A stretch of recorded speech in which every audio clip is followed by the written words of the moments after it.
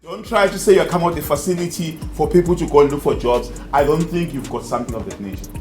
I think for me, you just need to come back and say, if ever somebody comes here from MKI, from any economic development, say, you know what, we've got a problem. We don't know how many people are unemployed. I've heard that when you're talking, by the way. We can't even have a graph to tell us how these people are unemployed and what skills do they have. I've heard that problem again. Okay? We don't even know which company is looking for who. I've heard that when he was talking.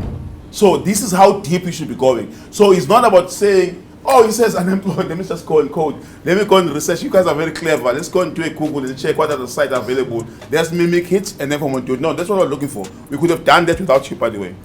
And if you're going to sit here for the whole night trying to do that, you are wasting your time. Why are you spending so much time just for something that's been done before?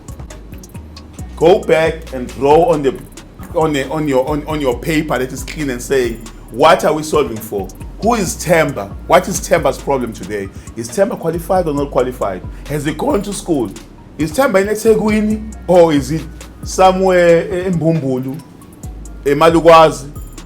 Come up with a Temba and build Temba's profile. Come up with Temba and who the Temba is. Because remember, once a solution we have built, I will ask you a question, is it solving Temba's problems? But if you don't know Temba's problems, how are you going to solve the problem?